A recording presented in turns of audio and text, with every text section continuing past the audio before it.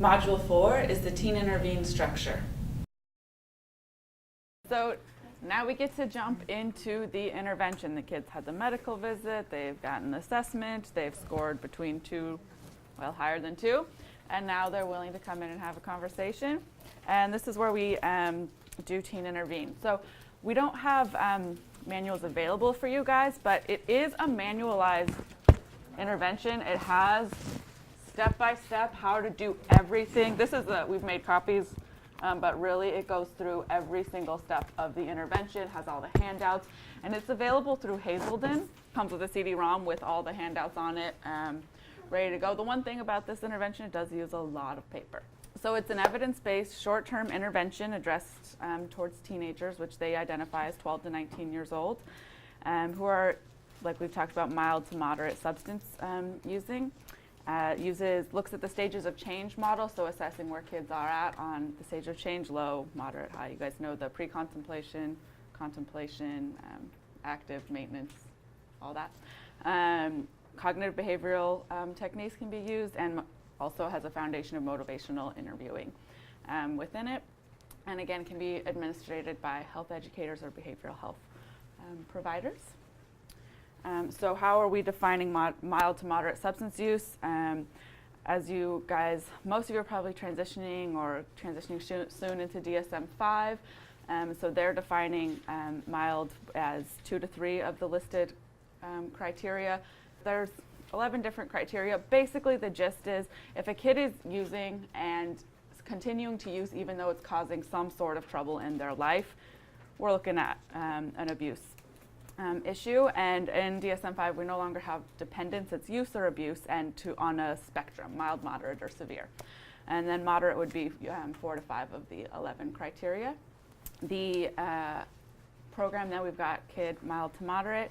And the thing I really like about this intervention is that it's really just a way of framing the conversation to have with the kid. It's just very conversational, very looking at where they're coming from, what's their motivation for use, what are they getting out of using, so that then we can see, okay, what you're using for, how can we also give you some skills that would give you those same benefits. And it's really individualized to each student. And so we're not coming in like, you need to stop using, this is bad for you.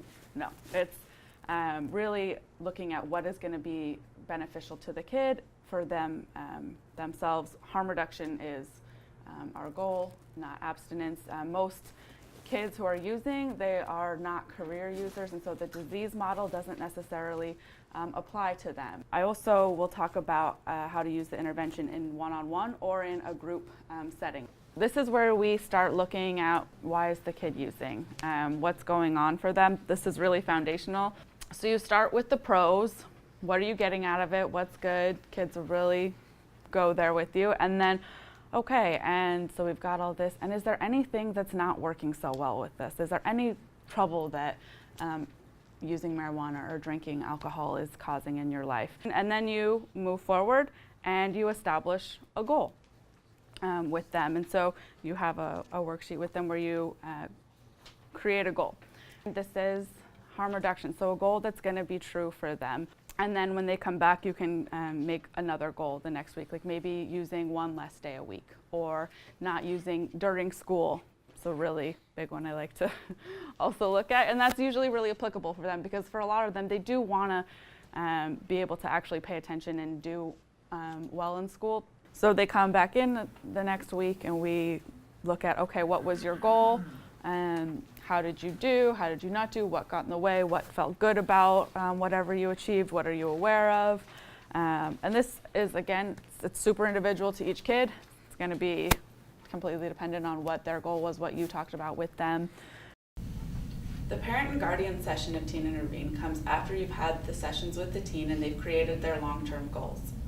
The goal of this session is to help educate the parents on the teen's goals and how they can be most helpful in helping them achieve them.